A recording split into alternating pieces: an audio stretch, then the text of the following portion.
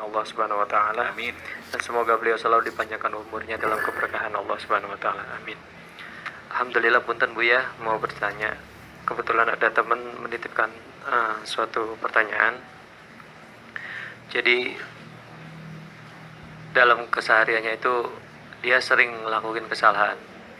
Mungkin umum bagi makhluk ciptaan Allah, manusia melakukan kesalahan, tapi dia merasa kesalahan itu selalu diulangi, walaupun itu selalu dia cegah ataupun dia merasa ingin melaluinya.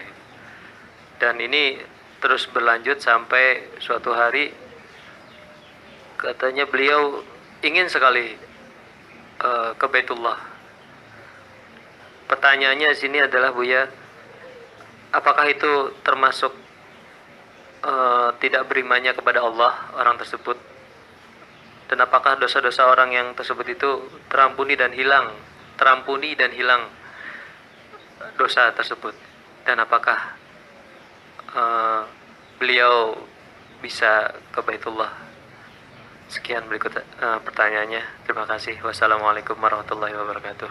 Waalaikumsalam warahmatullahi wabarakatuh. Bisa langsung dijawab Bu ya? Baik. Ini ada teman-teman beliau ini selalu saja atau sering melakukan perbuatan-perbuatan dosa dan itu selalu berulang-ulang dan ingin juga bertobat kepada Allah. Pada satu ketika temannya ini juga ingin ke Baitullah. Apakah itu kemudian dosa-dosa yang sudah dilakukan itu juga akan diampuni oleh Allah? Saya kira demikian ya poinnya. Silakan Bu ya. Iya, masalahnya ya begini ya. Bagaimana persepsi kita?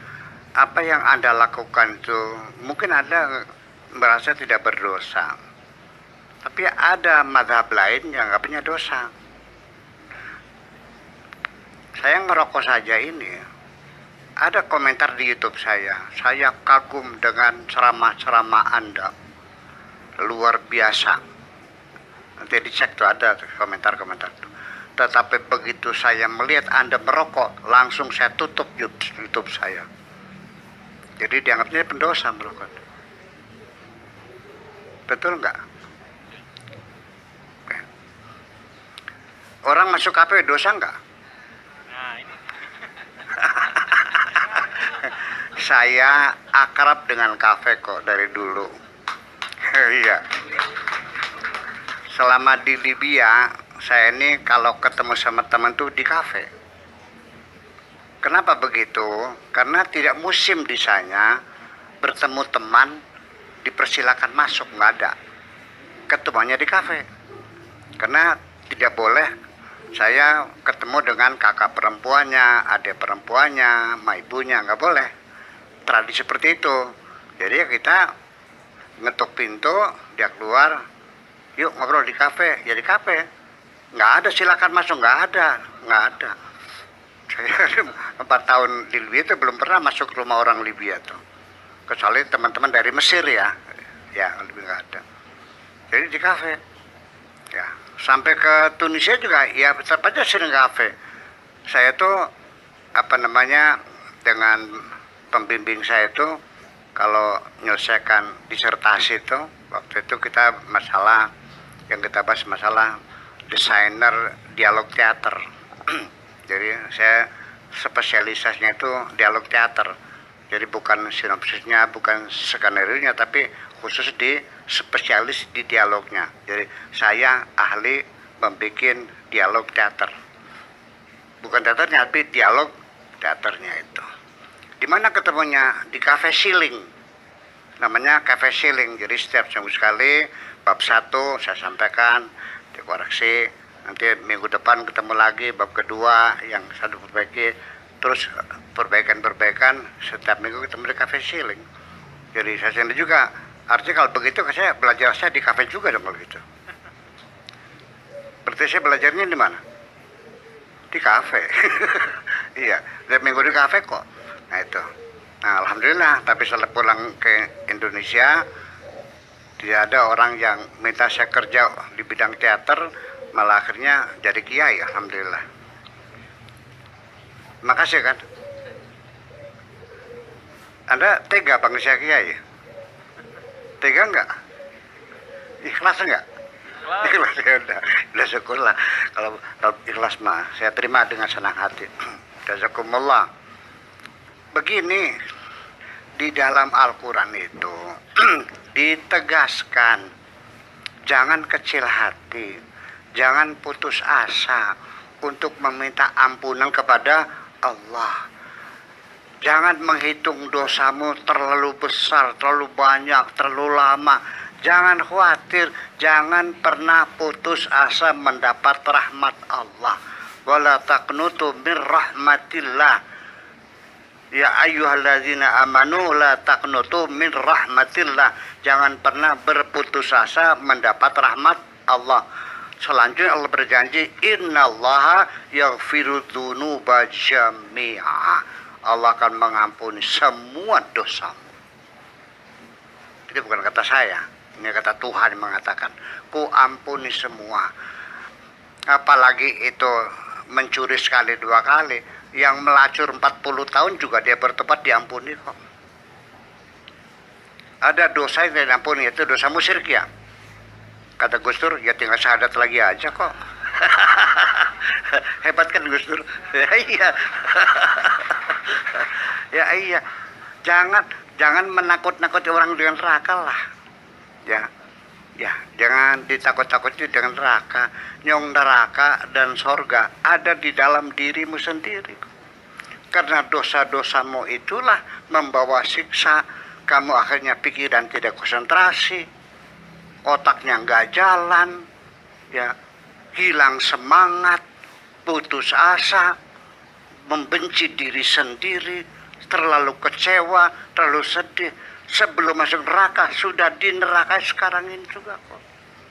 Dan setiap kebaikan-kebaikan yang kau buat kepada sesama manusia, itu menciptakan sorga di dalam hatimu sendiri. Yuk, kita bereksperimen. Hari ini kita bikin jahat deh. Mukulin orang, mencuri, jambret, sebagainya. Di hari yang lain, kita santun anak yatim, orang-orang jompo kita kasih makan. Ada bedanya enggak? Setelah kita banyak berbuat jahat, hati kita tidak nyaman kok. Ada ketakutan, ada kegelisahan, ada kekecewaan. Betul nggak? Makan juga nggak sedap, tidur juga nggak lelap, ya, mimpinya dikejar-kejar harimau. Betul nggak? Tapi setelah kita berbuat baik, napas kita menjadi lega, badan kita menjadi ringan, tidurnya mudah, mimpinya dikerumuni bidadari kok. Betul nggak? Jadi dosa membawa siksa, kebaikan-kebaikan mencipta sorga. Itu sorga di dunia dan ya, jadi artinya jangan berkecil hati. Sudah bertobat, dosa lagi, tobat lagi, dosa lagi. Namanya tobat sambal. Nah, paham. Tobat kita semua, tobat sambal semua kok. Dan Allah siap menerima sambal kamu. Dosa lagi, maaf lagi. Dosa lagi, maaf lagi. Yang penting kau merasa bersalah. Bukan bertobat formalitas, bukan. Bukan sekedar astagfirullah. Tapi ada kesedihan dalam dirimu, ya Allah aku salah. Ampunilah, selesai kok. Ya, sekalipun baca istighfar, tapi kalau hatinya tidak berbunyi, ya sama aja bohong. Itu persoalannya. Nah, nanti dalam proses pertaubatan itu, kalau dosa-dosa kecil mah, itu kita mendapatnya ghufran, pengampunan. Ya, seperti sholat terlambat, janji lupa, ya kan begitu. Ada keinginan berselingkuh, keinginan belum sana kan ya, dosa-dosa yang kecil gitu, itu dapatnya ghufran. Nah, tapi kalau dosa-dosa besar seperti membunuh orang, ya kan gitu, korupsi 10 triliun gitu kan. Ya kalau korupsi 1 juta mah ya dosa kecil dong. Kalau 10 triliun mah ya dosa besar namanya itu. 10 triliun tuh kalau beli cendol kelelep Cirebon gitu. Betul nggak? Beli cendol kayak Cirebon ya kalau lebih banjir cendol. Nah itu takfir. Ya ayyuhalladzina amanu tubu ilallah taubatan nasuha. Taubat nasuha itu untuk dosa-dosa besar. Allah berjanjinya bukan memaafkan, tapi asa rabbukum ayyukaffira ankum, menutupi. Jadi dosa besar ditutupi. Membunuh sekali kita bertobat ditutupi pakai lakban. Sudah tobat, diterima tobatnya, ditutupi. Bunuh lagi, dibuka 2 berarti. Tobat lagi, terima lagi. Bunuh lagi, tambah lagi 3. Seperti itu. Ya kalau dosanya sekedar nyetel bokongnya becawatur mah ya bela apa-apalah. Iya, namanya juga anak remaja sih, gimana sih akan gitu. Nah, itu kan berbeda persoalannya. Iya, jadi lalu persepsi dosa sendiri dalam pikiran kita itu dipengaruhi oleh tafsir agama. Yang berbeda itu tafsir agama, bukan agamanya. Melihat wajah perempuan, dosa nggak menurut kamu? Ya enggak lah, di sini ini Indonesia aja. Tapi kalau di Arab dosa. Karena kita laki-laki itu tidak boleh melihat wajah perempuan. Boleh melihat wajah perempuan dihalalkan menurut agama ketika kita hendak melamar dan dipastikan akan melamar. Supaya jangan seperti beli kucing dalam karung, maka kita diizinkan untuk melihatnya. Itu pun terbatas, hanya muka dan telapak tangan. Lihat dadanya boleh nggak? Oh, boleh. Lihat betisnya, barangkali betisnya kayak padi bunting atau ya tembem. Ya nggak boleh, hanya muka. Artinya itu tafsir mereka sudah dosa. Ya kalau di sini yang presidennya perempuan, menteri perempuan, kepala sekolah perempuan, dokter, lalu gimana? Dosa dulu. Berarti orang Indonesia neraka semua gitu. Nah itu tafsir agamanya. Jadi artinya, nah untuk ukuran dosa yang kau hitung itu semuanya dosa-dosa kecil sesungguhnya. Dosa yang besar adalah yang ada di hati kita ini. Ya, yang besar di sini. Seperti apa? Mungkin kita merasanya tidak berdosa ya. Ketika kita berbuat baik, ingin nyumbang seseorang yang lagi susah, tapi waktu memberikannya itu sengaja dikumpulin orang banyak, atau menyumbang masjid, menyerahkannya sebelum khutbah Jum'ah, sudah penuh khutbah, acara penyerahan penerimaan bantuan dari Buya Syakur Yasin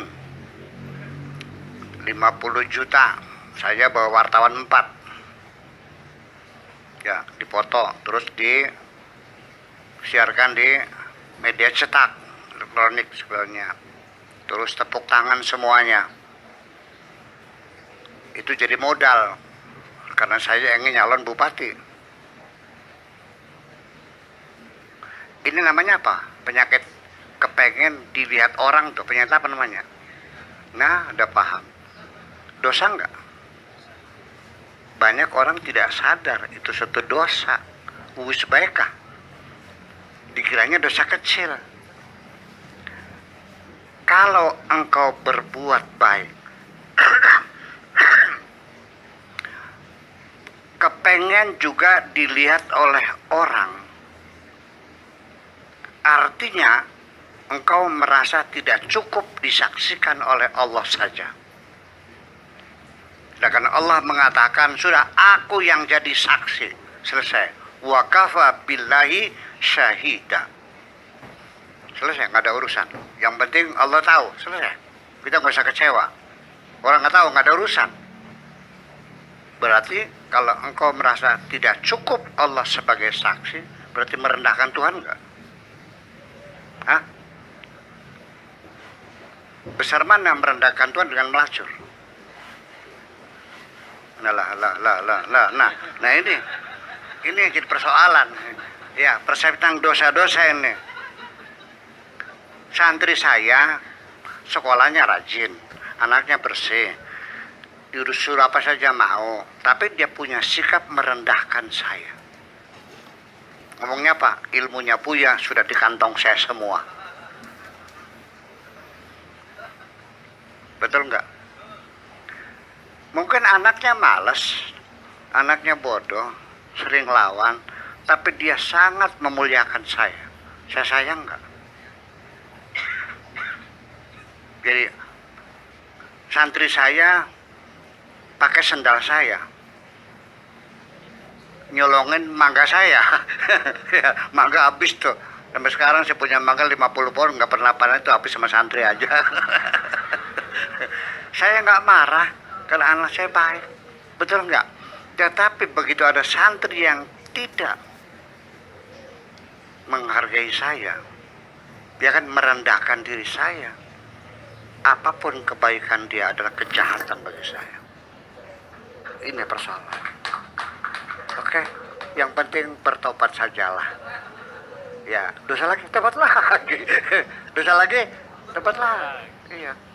Ya, nanti di penghujungnya mudah-mudahan selesai pertobatan, tutup buku. Itu namanya husnul khotimah itu. Amin.